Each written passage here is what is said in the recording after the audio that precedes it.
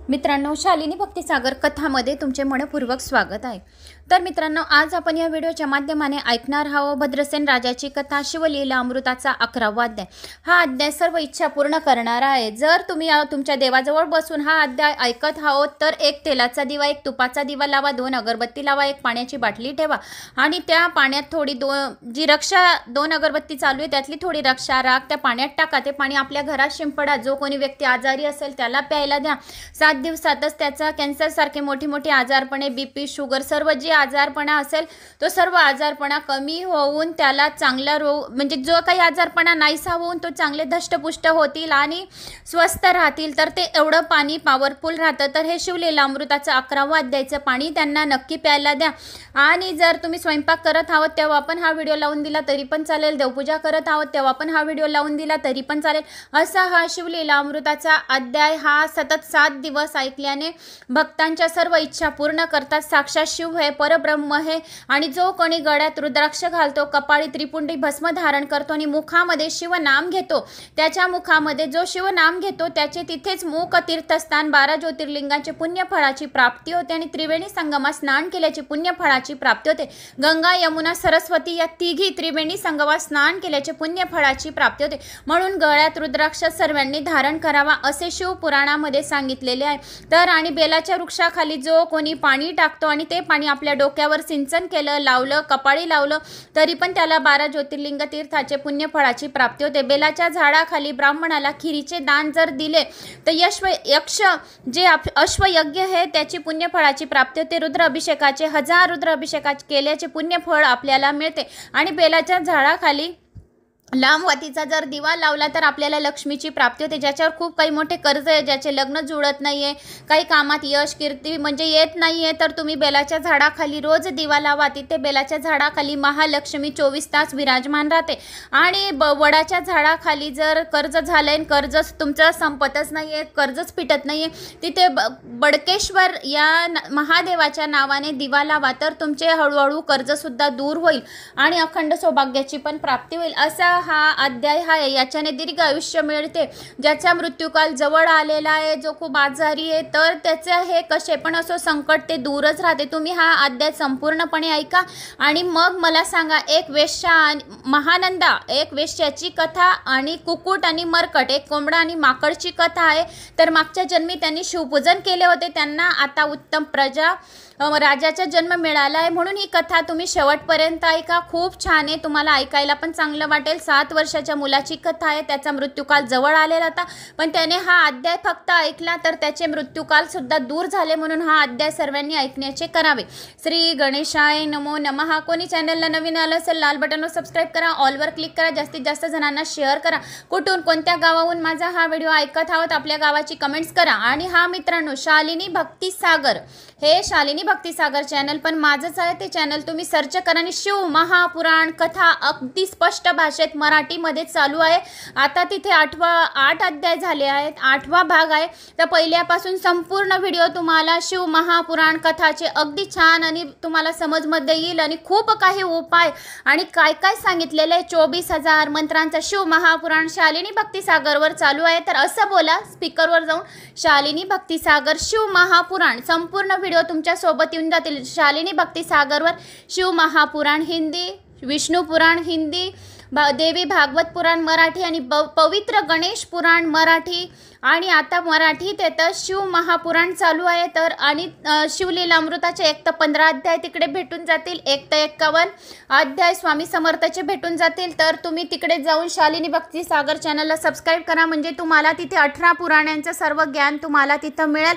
आता हे 6वं पुराण तिथं चालू आहे, तर अजून 12 पुराणं शालिनी भक्तिसागरवर येणार आहेत, तर ते चॅनलला सबस्क्राईब करा। श्री गणेशाय नमो नमः।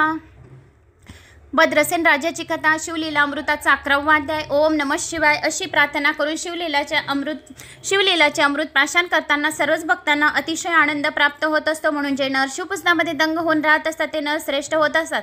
आणि शिवपूजनामध्ये रुद्राक्षांचे वेगळे असे महत्त्व आहे, कारण जो कोणी 1000 रुद्राक्ष शरीरावर धारण करतो तो स्वतः शंकर रूप होत असतो। त्याच्या केवळ दर्शनाने अनेक जण तरतात। 16 रुद्राक्ष नेहमी हातात बांधावे, 1 रुद्राक्ष जटेत बांधावा, त्यावरून रोज स्नान करावे, म्हणजे त्या व्यक्तीला त्रिवेणी संगमात स्नान केल्याचे पुण्य मिळते।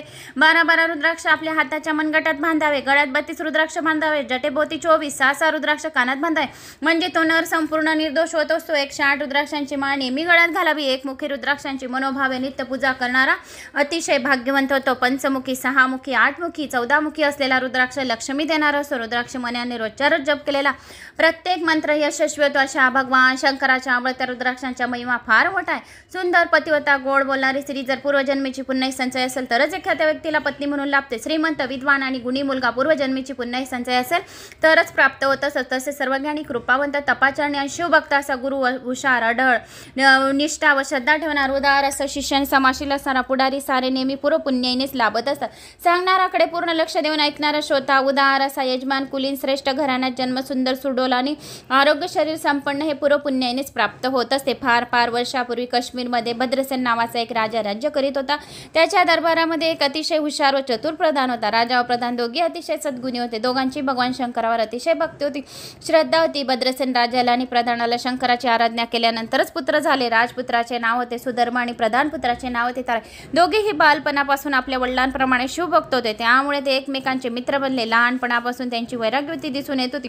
दोघे कुमार 5 वर्षांचे. त्यांच्या माता आणि दासी त्यांना उत्तम वस्त्रे स्वतंत्रचे अलंकार घालीत अत्तरे लावित असत, पण दोन्ही कुमार ते सर्व काढून फेकून देत असत. आपल्या सर्व अंगाला भस्मापासून रुद्राक्षांच्या माळा गळ्यात घालीत असत. एका बाजूला एकांतात एकटे बसून शिवस्मरण करणे त्यांना फार आवडत असे. प्रधान आणि राजा दोघे आपल्या मुलांचे असे वागणे पाहून फार आश्चर्यचकित होते. त्यांना वस्त्रे आभूरणे का आवडत नाही, त्यांना काही केल्या समजेना. त्यांच्या अंगाचे भस्म पुसून त्यांना चांगली वस्त्रे बळबळीत नेसवली, अनेक उत्तम दागदागिने घातले, तर हे कुमार सर्व आपल्या अंगावरून उतरून ब्राह्मणांना दान करून टाकीत असे. राजाने दोघांना शिक्षा करून पाहिले, मारून पाहिले, दोघांना एकमेकांपासून दूर ठेवले. दोघे आपल्या व्रत सोडित नसत, शिवस्मरण सतत चालू ठेवीत असत. राजा आणि प्रधान दोघी अतिशय चिंतातूर झाले होते. एके दिवशी पराशर ऋषी आपल्या सर्व गोत्रवळासह काश्मीरला आले. पराशर ऋषी गाण्याचे खूप श्रेष्ठ होते, त्रिकालज्ञानी असे होते. श्रेष्ठ अशा वशिष्ठ मुनींचे नातू होते.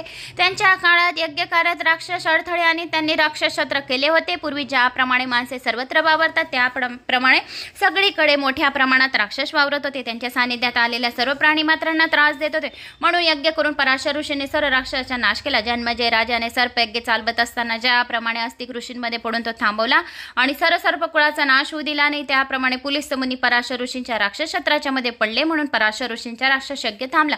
त्यामुळे रावण, कुंभकर्ण वगैरे सारेच राक्षस वाचले. ब्रह्मदेवा राग करून जेव्हा विश्वामित्रांनी आपली प्रतिसृष्टी निर्माण केली होती, तेव्हा पराशर ऋषींनी त्या बलाढ्य पतिव्रतेला अतिशय जर्जर केले होते. असे श्रेष्ठ ऋषी आता भद्रसेनाच्या राज्यात आले. पराशर ऋषींच्या नातू शब योगेंद्री भद्रसेन राजा कुलगुरू ऋषी आपल्या नगरात आल्याची बातमी करतात. राजा व प्रधान धावत त्यांना सामोरे गेले. ऋषींची आता सांग पूजा करून सर्वांना वस्त्रंकार देऊन मोठ्या मानाने आपल्या घरात आणले. नंतर राजाने पराशर ऋषींना नमस्कार केला व म्हटले, मुनिराज, आमचे दोन्ही पुत्र या वयात एकदम विरसक्त आहेत. त्यांना चांगले अलंकार का आवडते? रुद्राक्ष आणि भस्मले पण मात्र अतिशय आवडते. दोघे नेहमी एकांतात बसतात, दांडगाई अजिबात करीत नाही. राजविलास दोघांनाही आवडत नाही. अशा हत्तीच्या सजवलेल्या सुंदर अशा अंबारी तळटीत बसायला आवडत नाही. अशा तऱ्हेने वीर सक्तीने शिवभक्ती केली तर मग आमच्यानंतर पुढे राज्य कसे करतील याची आम्हाला फार काळजी पडली. तेवढ्यात राजा आणि प्रधानांचे ते दोन्ही कुमार तेथे आले. पराशर गुरूंनी त्यांच्याकडे टक लावून पाहिले. तळपडणाऱ्या चंद्रसूर्याप्रमाणे दोघे खूप तेजस्वी दिसत होते. पराशर ऋषींनी दोघांना आपल्या जवळ घेतले. तर राजाला म्हणाले, दोघे असे वीरसक्त शिवभक्त काय तुला सांगतो ते. फार वर्षापूर्वी या काश्मीर देशातच नंदीग्राम नावाचे एक फार मोठे शहर होते. त्या नगरात महानंदा नावाची एक वेश्या राहत होती. महानंदा दिसायला अतिशय सुंदर होती. प्रत्यक्ष मधून सुद्धा तिला पण मिळाला. अशी तिची काया खूप नाजूक, अतिशय डोलदार. तिची आई आणि भाऊ दोघ जण असे तिच्याजवळ राहत असत. तिची हिरी माणिक लावून बनवलेली शय्या, सुंदर सजवलेला पलंग, त्यावर अत्यंत मुलायम राजशय्या चंद्राच्या किरणासारखा अतिशय शीतल प्रकाशावर सांडलेला अशी सुंदर होती. तिचे गाई गोटे गुराणे गच्च भरले होते. दारात उत्तम प्रतीची हत्ती झुलत तिच्या गायनाने किन्नर चुका स्वस्त होऊन बसत होते. तिची नित्यकला पाहून सर राजेमाना डोलावून दाद देत असे. तिच्याशी एकदा तरी रतिक्रीडा करायला मिळावी, तिचा सहवास थोडा वेळ का होईना मिळावा यासाठी मोठे राजे लोक तिच्या दारी टिष्टत बसत असत. महानंदा वेश्या असूनही अतिशय पतिव्रता होती. तिची एकदा तिने एका पुरुषाला शब्द दिला की त्याचा एक दिवस पुरा होईपर्यंत ती प्रत्यक्ष इंद्रालाही वश होणे शक्य होत असे. भगवान शंकराची निसीम भक्त होती. तिचा स्वभाव अतिशय दानशूर आणि खूप उदार असा. सोमवार, प्रदोष, शिवरात्री व्रते ती नियमितपणापासून करीत असे.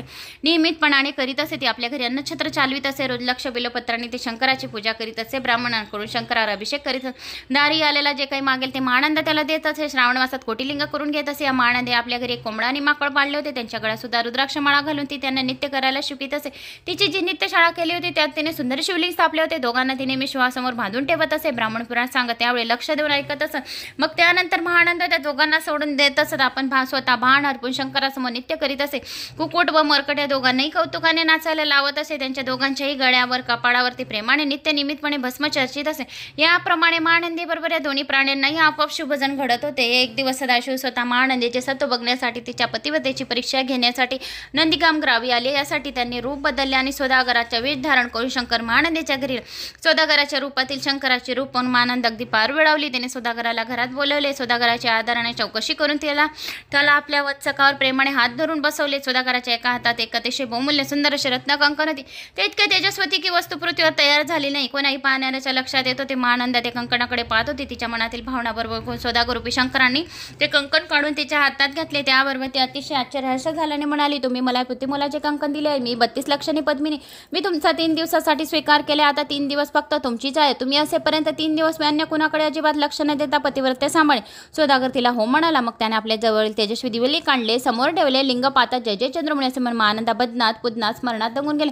या लिंगावरून कोटी कंकणे ओळून टाकत असे तिला वाटले. सौदागर तिला म्हणाला, महानंदा लिंग म्हणजे माझा प्राण आहे. तेव्हा तू अतिशय नीट जपून सांभाळले पाहिजे. जर हे भगले किंवा जळाले तर मी अग्नीमध्ये प्रवेश करेन. तेव्हा तू हे अतिशय नीट जपून ठेव. महानंदाने अतिशय काळजीपूर्वक आपल्या नित्यशाळेत सौदागराचे दिव्य लिंग असे नेऊन ठेवले आणि ते अत्यंत लाडेवाळपणे सौदागराला म्हणे, स्वामी 3 दिवस जसे आपल्यासाठी शरीराचे आरक्षण केले तसेच दिव्यलिंग अगदी सुरक्षित ठिकाणी ठेवीन. हे पहा माझ्या नित्यशाळेला तेथे माझे रक्षक कुकुट व मरकट आहेत.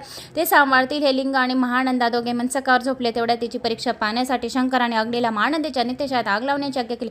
नित्यशाळेला आग लागली. सगळीकडे आग आग आरडाओरडा सुरू झाली. धावपळ सुरू झाली. शेजारचे लोक धावत नित्यशाळेपास येऊ लागले. सौदागराने अत्यंत सुखात गाळा झोपलेला महानंदाला हलवून उठवले. सांगितले, महानंदा जागी हो. आपल्या घरात कुठेतरी आग लागली. महानंदा जागी झाली. पाहते तर काय आपल्या घरातूनच आगीच्या ज्वाळा निघत आहे. तिने पाहिले आपल्या नित्यशाळेलाच आग लागली. हे तिच्या लक्षात आले. तशा आगीत तिने नित्यशाळेच्या शिल्ली कोंबड्याने माकड यांचे डोळे सोडले. पटकन ती रानात पळून गेली. अग्नीने सर्व नित्यशाळा पूर्णपणे जाळून टाकली. मगच तो शांत झाला. सौदागराने महानंदाला विचारले, महानंदे माझे दिव्यलिंग सुरक्षित ठिकाणी ठेवले आहेस ना? तू ते मी सांगितल्याप्रमाणे व्यवस्थित ठेवले आहेस ना? हा प्रश्न ऐकताच महानंदा अतिशय घाबरली. तिने आता सौदागराचे दिव्यलिंग नित्यशाळेतच ठेवले. तिला आता चांगलेच आठवले. ती एकदम शोक करू लागली. सौदागराचे दिव्यलिंग आता आपण नित्यशाळेतच ठेवले होते आणि ती आता एकदम शोक करू लागली. सौदागर म्हणाला, आज दुसरा दिवस आहे. माझे आत्मलिंग जाऊन भस्म झाले आणि मी तुला आधीच सांगितले होते की जर या लिंगाला काही झाले तरी मी अग्नीमध्ये प्रवेश करीन. आता तुझ्या चुकीकरता मी प्राण देतो असे म्हणून त्याने गावाबाहेर मोठी चिता पेटवली. धडधड पेटलेल्या अग्नीला प्रदक्षिणा घातल्या. ओम नमः शिवाय असे म्हणून सौदागरूपी शंकरांनी अग्नीत उडी टाकली. महाआनंद अतिशय व्यतीत अंतकरणाने सर्व पाहत होती. सौदागराने अग्नीत उडी टाकल्यावर तिने मनात निश्चय केला की मी 3 दिवसासाठी सौदागराला स्वीकारले होते. म्हणजे 3 दिवसासाठी मी त्याची पत्नीच होती. तेव्हा पती निधनानंतर पत्नीने सगमन करावे हा शास्त्रार्थ असा विचार करून मग गावातील ब्राह्मणांना आपली सरसंपत्ती दान केली. अश्वशाळा, हत्ती, घर इत्यादी सर्वांचे दान केले. मग स्नान करून महानंदाने आपल्या सरांगावर भस्म लावले. रुद्राक्षांच्या माळा गळ्यात घातल्या. हरसाम सदाशिव साम या नावाचे ध्यान करत तिने ही अग्नीत उडी टाकली. अशा रीतीने महानंदा सौदागरवर सती केली. त्याबरोबर इतका वेळ धडणारा अगदी एकदम शांत झाला आणि क्षितिजावर एखादा सूर्य उगवा तसे भगवान शंकर त्या अग्नीमधून प्रकट झाले. मस्तकावर धारण केलेला जटाचा भार, कपाळावरचा तिसरा नेत्र लाल लालून चमकणारा, माथ्यावर धारण केलेला अतिशय शीतल असे गंगेचे जुजूर वाहणारे पाणी, मस्तकावर विलसणारी शांतपणे प्रकाशणारी चंद्राची कोणी, नीळकंठ हातात नेहमीचा त्रिशूळ, सर्वांगावर भस्माचे लेपन, वाघाचे कातडे नेसून हत्तीचे कातडे आपल्या अंगावर पांघरून घेतले म्हणून गळ्यात असंख्य नरमुंड्याचे हार घातले. सर्वांगावर साप खेळवणारे अतिशय तेजस्वी शंकर अग्नीतून बाहेर आले आणि आपल्या 10 हातांनी त्यांनी अग्नीमध्ये उडी टाकलेल्या महानंदेला चेंडूप्रमाणे अगदी वरच्या वाजले. भगवान शंकर महानंदेला म्हणाले, महानंदा सौदागराच्या रूपाने मीच तुझी परीक्षा घेतली. तू त्यात पूर्ण खरी उतरलीस. तुझी पतिव्रती आणि तुझी माझ्यावरची भक्ती यावर मी खूप प्रसन्न झालोय. तेव्हा हवे तेवर माग. तेव्हा महानंदा म्हणाली, महादेवा या सर्व नंदीगाम नगराचा आपण उद्धार करावा आणि मला आपल्या पायाजवळ कायमचे स्थान द्या. शंकरांनी तिला तथास्तु म्हटले. तिला शिवलोके नेण्यासाठी आपल्या शिवगणाने युक्त असे दिव्य विमान त्याच ठिकाणी बोलावून घेतले. मग नगरातील सर्व प्राणी मात्रांचा आई आणि भाऊ यांना बरोबर घेऊन महानंदा विमानात बसली. अशा तऱ्हेने नंदीगाम गावातील सर्वांना शिवचरणाची प्राप्ती महानंदेमुळे झाली. जेथे कधी कोणता रोग नाही, कसले दुःख नाही, ताण भूक सध्या लागत नाही. काम, क्रोध, दुःख, धंदा याच्या जात साधे पाणी अमृतासारखे गोड असते. अतिशय जेथे इच्छा येईल त्याचा लाभ होतो. अशा कधी नाश न पावणाऱ्या ठिकाणी सतीपतीवर अशा महानंदीला स्थान मिळाले. महानंदीची गोष्ट ऐकून भद्रसेन राजा म्हणाला, हे मुनीवर आपण मला महानंदीची गोष्ट सांगितली चांगले झाले, पण आमच्या मुलाच्या वागण्याबद्दल नाही सांगितले काही. पराशर ऋषी गोष्ट सांगता सांगता म्हणाले, राजा भद्रसेना हे तुमचे 2 पुत्र म्हणजे मागच्या जन्मेचे महानंदीने पाळलेले कुक्कुट व माकड आहेत. त्यांनी त्या जन्मी केलेल्या शिवपूजनामुळे त्यांना राजपुत्र आणि प्रधानपुत्र उत्तम जन्म मिळाले आणि खूप वर्ष राज्य करतील, प्रजेला शिवभजनात लावतील, तुमचा उद्धार करतील. हे ऐकल्यावर राजा व प्रधान दोघी पराशर पराशर ऋषींना भक्तिपूर्वक साष्टांग नमस्कार घालून म्हणाले, गुरुदेव आम्ही धन्य झालो आहोत, अशा सुपुत्राचे आम्ही जनक आहोत. आता याचा आम्हाला खरोखर अभिमान वाटतो. आपण त्याच्या मागील जन्माची कथा आम्हाला ऐकवलीत, पण त्यांचा भविष्यकाळ काय आहे, पुढे किती वर्ष राज्य करतील, त्यांचे भविष्य काय, हे किती वर्ष आयुष्य आहे हे कृपा करून आम्हाला सांगावे. आम्हाला एकुलते एक पुत्र असल्याने सगळा जीव यांच्यातच गुंतलेला राहतो. मग पुन्हा एकदा पराशर ऋषी थोडा वेळ ध्यान लावून बसले, स्वस्थ बसले. ऋषींना असे बसलेले पाहून राजा म्हणाला, ऋषीवर आपण शांत काय, आमच्या मुलाचे भविष्य काय, जे असेल ते ऐकण्याची तयारी आहे. नंतर गंभीर आवाजात पराशर ऋषी म्हणाले, राजा मी सांगतो ते ऐकून सरळ सभा लगेच दुःख सागरात बुडाल याची मला पूर्ण कल्पना आहे, पण मला कळणारी सत्य गोष्ट सांगणे मला भाग आहे. खोटे सांगितले माझ्या ज्ञानास कमीपणा येईल, माझ्या साधनेत दोष लागेल आणि सत्य तेच सांगितले पाहिजे. ऋषीवर्य आपण आम्हाला स्पष्ट सांगावे अशी आमची विनंती आहे. भद्रसेन राजा म्हणाला, राजा तुझ्या मुलाला आता 12 वर्ष पूर्ण झाली आहेत आणि त्याच्या विधिलिखिताप्रमाणे आजपासून 7व्या दिवशीच याच वेळेला तो मरण पावेल, मृत्यूगंड आहे. पराशर ऋषी उद्गारले. हे वचन ऐकताच राजा भद्रसेन बेशुद्ध पडून गेला. आपल्या मुलाचे असे मरण पावेल असं ऐकून जो पिता ऐकेल तो बेशुद्धच पडेल, म्हणून भद्रसेन राजा बेशुद्ध पडला. सर्वांची अंतकरणे शोकाने अतिशय विदीर्ण झाली. अंतपुराणात राणी वशात तर आकाशाला फाडून टाकेल. राणी बी आक्रोश करू लागली. त्या मुलाची आई जोरजोराने रडू लागली की माझ्या मुलाचे मरण आजपासून 7व्या दिवशीच आहे, म्हणून ती राणी सुद्धा जोरजोराने रडू लागली. पराशर ऋषींनी राजाला सावध केले. सावध झाल्यावर राजाने विचारले, ऋषीवर यावर उपाय आहे का, असेल तर मला सांगा, मी तो करीन. राजाचे रुदन ऐकून पराशर ऋषी उपदेश करू लागले, हे नृपश्रेष्ठा, अरे तू धीर सोडलास तर पजने काय करायचे. नृपश्रेष्ठा तू असा धीर सोडू नकोस. ही पंचमहाभूते नव्हती ज्यावेळी चंद्र सूर्य नव्हती, सारी माया नव्हती, त्यावेळी ब्रह्मांड सर्व फक्त शिवाने व्यापलेले होते. त्यांच्या हुंकारातून ब्रह्म म्हणून जागृत अवस्था आली. ध्वनी म्हणजेच माया निर्माण झाली. तसेच अविश्वास आपणास दिसणारे त्रिविध अंक शिवाच्या इच्छेने निर्माण झाले. त्याने आपल्या सत्ताशाने विष्णू, राजाशाने ब्रह्मदेव, तमाशाने रुद्र निर्माण केला. नंतर त्याने ब्रह्मदेवाला सृष्टी निर्माण करायला सांगितले. तेव्हा ब्रह्मदेव म्हणाले, मला त्याचे काही ज्ञान नाही, मी अज्ञानी आहे, म्हणून आपण मला उपदेश करून त्या संबंधीचे ज्ञान द्यावे. मग शंकरांनी त्यांना 4 वेदांचा उपदेश केला आणि 4 वेदांचे सार म्हणजे हा शिवलीला अमृताचा 11वा अध्याय रुद्र अध्याय आहे असे सांगितले. या अध्यायात स्वयं शिव आहे, प्रत्यक्ष मीच आहे. मी सांगितलेल्या ज्ञानाहून अगदी श्रेष्ठ ज्ञान आहे. दुसरीकडे हा अध्याय कुठेही नाही. हा रुद्र अध्याय आहे, प्रत्यक्ष मीच आहे, साक्षात हर साम सदा शिवच आहे असे स्वतः शिवशंकराने, महेशाने, महादेवाने सांगितले आहे. जो कोणी हा रुद्र अध्याय मनापासून अत्यंत भक्तिभावाने वाचतात किंवा ऐकतात त्याच्या दर्शन घेतल्याने इतर व्यक्ती सुद्धा उद्धारून जातात. मग ब्रह्मदेवांनी प्रत्यक्ष शंकराकडून घेतलेल्या आपल्या 7 मानसुपुत्रांना हा रुद्र सांगितला. तेथून अत्यंत तपस्वी ज्ञानी श्रेष्ठ ऋषींच्या मुखातून हा पृथ्वी तलावावर आलेला आहे. जो या अध्यायाचे अत्यंत मनापासून पारायण करतो त्यांच्या दर्शनाने तीर्थसुद्धा अधिक पावन होतात. स्वर्गातले देवाशा व्यक्तींचे दर्शन घ्यायला अत्यंत आतुर होता. असा रुद्रमहिमा हा रुद्रमहिमा ज्यावेळी फार वाढला होता त्या यमपुरीमध्ये फार सोच पडली होती. यमदूतांना पृथ्वीवर काही काम उरले नाही. अशा तऱ्हेने यमपुरी सोच झाली तर स्वर्गाचे काही खरे नाही, कारण इथे भयंकर गर्दी होईल. त्यामधून देवतांनीही आव्हान निर्माण होऊ शकेल, पण पृथ्वीवर स्थिती तशीच राहण्यासाठी मग यमाने अभक्तीला नास्तिकतेला पृथ्वीवर पाठवले. तिच्या सांगण्यावरून या अध्यायावर येथील कुतुकवादी वाद घालू लागले. अभक्तीने नास्तिकतेने लोकांच्या मनातील मत्सर वाढला. त्यामुळे काही लोक शिवाचा द्वेष करू लागले, अति महानरकात जाऊन पडले.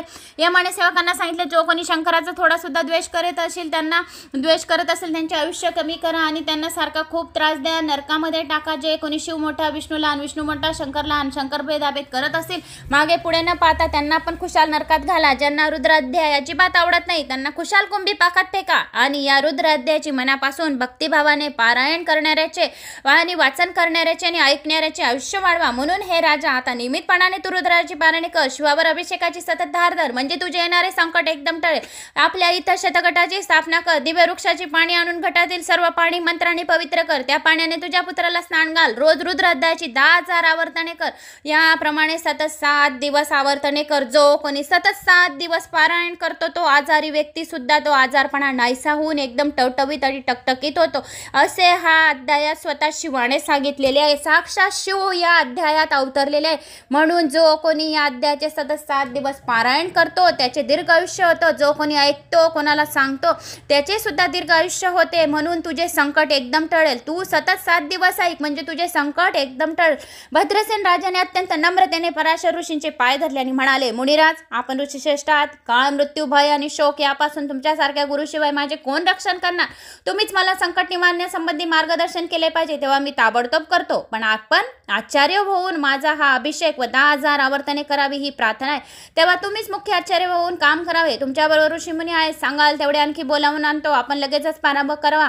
मग राजा भद्रसेनाने 1000 ब्राह्मणांना बोलवले. सर्व ब्राह्मण उत्तम प्रकारचे शिवभक्त होते, विद्वान होते, सदाचारी होते. परधन परस्त्री यांच्याविषयी त्यांच्या मनात मुळीच आसक्ती नव्हती. पापाचा पैसा मिळवणारे मुळीच नव्हते. आकाशातून भरधाव वेगाने जाणारा सूर्याचा रथ सुद्धा शाप देऊन थांबवू शकतील असे तप सामर्थ्य प्रत्यक्ष या ऋषीमध्ये होते. ज्ञानाला प्रत्यक्ष शंकराला कैलासावर खेचून आणतील असा त्यांचा प्रभाव होता. असे 1000 ब्राह्मण आल्यानंतर 1000 घटांची पराशर मुनींनी तेथे स्थापना केली. तीर्थक्षेत्राचे अत्यंत पवित्र नद्याचे पाणी त्यात भरून ठेवले. शुभ अशी आंब्याची ताजी पाणी प्रत्येक घटामध्ये घातली. सर्व तयारी पूर्ण होताच रुद्रघोष सुरू झाला. शिवनामाचा गजर सारखा रात्रंदिवस 7 दिवस चालू होता. अशा तऱ्हेने पूर्ण झाल्यावर 7व्या दिवशी पूर्वी वर्तवलेल्या भविष्याप्रमाणे यमराज बाळ सुधर्माचे प्राण घेण्यासाठी भद्रसेन राजाच्या घरी आले. मृत्यू वेळ आली. सुधर्म बेशुद्ध होऊन पडला. हृदयाचे स्पंदन थांबले. एक घटका संपली. राजा भद्रसेन पुत्राची अवस्था पाहून मनात अतिशय व्याकुळ झाला. नंतर पराशर ऋषींनी स्थापन केलेल्या पवित्र घटातले रुद्रदक बाळाच्या अंगावर शिंपले. त्याबरोबर बाळ हळूहळू शुद्धीवर आले. त्याने आपले डोळे उघडून पाहिले. अतिशय आनंदामुळे भद्रसेनाच्या डोळ्यातून आनंद अश्रू गळू लागले. सुधर्म उठून बसला. तेव्हा पराशर मुनीने राजाला म्हणाले, आपण जिंकलो. बाळाची मृत्यूवेळ टळून गेली. पहा तो उठून बसला. मग त्यांनी सुधर्माला विचारले, काय घडले बाळा, तुला आठवतं का? तू बेशुद्ध का झाला होता? तुला काही आठवतं का? सुधर्माला पराशर ऋषींनी विचारले, तुला काही आठवतं का? तू बेशुद्ध का झाला होता? हो, चांगले आठवतं आहे. नवे ते दृश्य अजून सुद्धा माझ्या डोळ्यापुढे फिरत आहे आणि दिसत आहे. एक भयंकर पुरुष होता. माझ्या जवळ आला. त्याचे लांब लांब सुळे तोंडाबाहेर आले होते. त्याचे डोळे अग्नीसारखे लाल होते. जटा वर बांधल्या होत्या. कपाळाला शेंदूर फासला होता. तो माझ्या अगदी जवळ आला. माझ्या हाताच्या दंडाला धरले. असा हा भयंकर पुरुष मला धरून नेत होता. तेवढ्या 4 अत्यंत तेजस्वी पुरुष तेथे धावत आले. त्यांनी बाघांबर नेसलेले होते. अंगाला भस्म फासले होते. त्यांच्या हातात लखलखीत शस्त्रे होती. त्यांनी मला त्या भयंकर पुरुषापासून सोडवले आणि त्या भयंकर पुरुषाला पकडून मारत मारत घेऊन गेले. सुधर्म राजपुत्राने सांगितलेले शंकराचे रुद्र महात्म्याची प्रचिती सर्वांनी पाहिली. त्याबरोबर राजा भद्रसेनासह सर्वांनी शंकराचा जय जयकार केला आणि सर्व ब्राह्मणांना लोटांगण घातले. स्वर्गातून देवांनी दृश्य पाहून सर्वांना पुष्टवृत्ती केली. मंगलवाद्य वाजू लागली. नंतर भद्रसेनाने पुन्हा एक होम केला. अतिशय आनंदाने अनेक उत्तम ते वस्तू ब्राह्मणांना अर्पण केला. सर्वांना उत्तम पंचपक्वान्नांचे जेवण घातले. भांडार उघडून मनसोक्त दान देऊन आलेले सर्व याचक तृप्त केले. त्याच वेळी दुधात साखर पडावी आणि सोन्याला सुगंध यावा, त्याप्रमाणे आणखी एक फार मोठा सुयोग आला. देवर्षी नारद त्यावेळी अचानक होऊन मंडपात अवतरले. त्यांना तेथे आलेले बघताच कुंडातून प्रत्यक्ष अगदी त्यांच्या दर्शनासाठी बाहेर आला. पराशर ऋषी, भद्रसेन राजा यांच्यासह नारद मुनींनी अत्यंत आदराने नमस्कार केला. राजाने व सर्व नारद मुनींनी षोडोपचारे पूजा केली. नारद मुनी म्हणाले, मी स्वर्गातून पृथ्वीवर येता येता वाटेमध्ये शंकराचे 4 दूत पाहिले. मृत्यूला ते आपल्याबरोबर बांधून नेत होते. मी चौकशी केली तेव्हा मला समजले की राजा, तुझ्या पुत्राचे मरण चुकले आहे. ते मृत्यूला तुझ्या पुत्राचाच मृत्यू बांधून नेत होते. रुद्रानुष्ठान करून तू फार धन्य झालायस. तुझ्या पुत्राच्या रक्षणासाठी शिवाने वीरभद्राला पाठवले. माझ्या देखतच त्याने स्वतः मृत्यूला विचारले, कोणाच्या आज्ञेने तू भद्रसेन राजाच्या मुलाचे प्राण आणलेस? त्याला तर आणखी 10,000 वर्षाचे आयुष्य होते. तो सार्वभौम राजा होईल. शिवमहिमा तुला माहीत नाही का? तुझी मर्यादा सोडून असे वागलंस का? तेव्हा मृत्यूने उत्तर दिले, क्षमा करावी मला महाराज, पण मी नेहमीप्रमाणे आपल्याकडे असलेली महाराज भद्रसेनाची पत्रिका वाचून पाहिली होती. त्यामध्ये स्पष्टपणे 12व्या वर्षी त्याला गंडांतर होते. ते माझ्या प्रत्यक्ष पाहण्यात आले, म्हणून माझ्या हातून अपराध झाला. मग त्याच्या हातून घडलेल्या त्या अपराधामुळे अत्यंत कष्टी झालेल्या यमाने शंकराचे स्तवन केले. न कळत आपल्या हातून अपराध झाला त्याबद्दल क्षमा करावे असे पुन्हा पुन्हा विनवले. नारदाचे अशा तऱ्हेचे बोलणे ऐकून भद्रसेन राजाने अत्यंत लीनतेने भक्तिभावाने पुन्हा लोटांगण घातले. मुलाच्या मृत्यू टळलेले झालेले अतिशय आनंद पित्त आणखी 1000 रुद्र करून मोठा उत्सव केला. अशा तऱ्हेने 100 रुद्र केले की तो पुरुष शतायुष्य होतो आणि रुद्र महात्म्याचा अध्याय वाचला की तो माणूस शिवरूप होऊन जातो. तो तेथे जन्म मरण्याच्या फेऱ्यामधून मुक्त होतो. नंतर नारद मुनी गुप्त झाले. भद्रसेन राजाने अपार दक्षिणा देऊन आपल्या गुरुला संतुष्ट केले. नंतरच अत्यंत आदराने त्यांना निरोप दिला. हे आख्यान जे वाचतील त्यांना अतिशय दीर्घायुष्य, उत्तम सद्गुणी संतती लाभेल. ब्राह्मणांना 1000 गायी दान दिल्याचे पुण्यफळाची प्राप्ती होईल. 1000 रुद्र अभिषेकाची प्राप्ती होईल. आणि हा अध्याय वाचला म्हणजे त्या माणसाला 1000 रुद्र अभिषेकाचे पुण्य मिळेल. महापापे त्याची चटकन नाहीशी होतील. हा अध्याय जर दिवसातून 3 वेळा वाचला तर आलेली त्याची मोठी मोठी भयानक मृत्यूगंड आणि संकटे दूर होतील. दिवसातून 3 वेळा वाचावा. या कलयुगात तर शिवकीर्तनाचा महिमा विशेष मोठा आहे. पुढे भद्रसेन राजाने सुधर्मपुत्राला आपले राज्य दिले. तारकाला राज्याचे प्रधानपद दिले आणि प्रधानांचा वानप्रस्ताव स्वीकार करण्यासाठी तप करण्यासाठी वनात निघून गेला. शंकरांनी आपले दिव्य विमान पाठवून त्या दोघांना स्वर्गात नेले. ते दोघे शेवटी विष्णू आणि ब्रह्मदेव यांच्या राज्यात काही दिवस राहून शेवटी शिव स्वरूपात विलीन झाले. हा 11वा अध्याय म्हणजे प्रत्यक्ष 11 रुद्र आहेत. हा अध्याय भक्तिभावाने ऐकला म्हणजे 11 रुद्र प्रसन्न होता. मनामध्ये इच्छिलेले फळ प्राप्त होते. मृत्युंजय जप रुद्रानुष्ठान जे कोणी करतात त्यांना कसल्याही प्रकारची ग्रहपीडा, पिशाचपीडा, रोगपीडा बाधत नाही. जो या अध्यायाला खोटे हाय कुत्सितपणे म्हणेल तो अतिशय अल्पायुष्य होईल. अशा माणसाची संगती कधी धरू नये.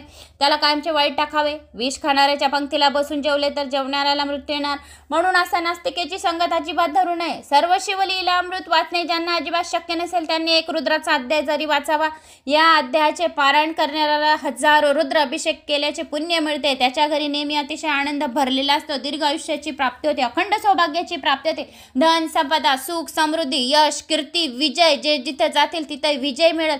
असे ही शिवलीला अमृताचा 11वा अध्याय एवढा पॉवरफुल आहे. तर हा 11वा अध्याय असा आहे मित्रांनो. तर मला अशी आशा आहे की तुम्हाला माझा हा शिवलीला अमृताचा 11वा अध्याय आवडला असेल. आवडल्यास एक लाईक करा. कुठून कोणत्या गावावरून माझा व्हिडिओ ऐकत आहोत कमेंट्समध्ये नक्की करा. जय श्री महाकाल तरी करा. जय श्री महाकाल केल्याने महाकाल आपली रक्षा करतात. आणि शालिनी भक्तिसागरवर बी अशाच सुंदर कथा शालिनी भक्तिसागरवर शिव महापुराणाच्या मराठी शुद्ध मराठीत चालू आहे. तर शालिनी भक्तिसागर चॅनल सर्च करा आणि शिव महापुराण कथा पुण्यमयी पावनमयी कथा ऐकून आपले कान तृप्त करा आणि आपल्या मनातल्या सर्व इच्छा पूर्ण करा. अतिशय खूप सुंदर छोटे छोटे उपाय शुद्ध मराठी भाषेमध्ये आहे. 12 ज्योतिर्लिंगांची स्थापना कशी करायची आहे, कोणते शिवलिंगाची स्थापना सर्वात जास्त कलियुगामध्ये महत्त्वाची आहे, बेलाची झाडाची पूजा कशी करायची, नैवेद्य शिवाचे कसे ग्रहण करायचे, खूप छान कथा तिकडे आहेत. सतीखंड, रुद्राक्ष 1 तर 14 रुद्राक्षांचा महिमा कसा काय आहे आणि 1 तर 25 अध्याय महादेवाचे संपूर्ण शालिनी भक्तिसागरवर येणार आहेत. तर शालिनी भक्तिसागर चॅनलला सबस्क्राईब करा. जय श्री महाकाल.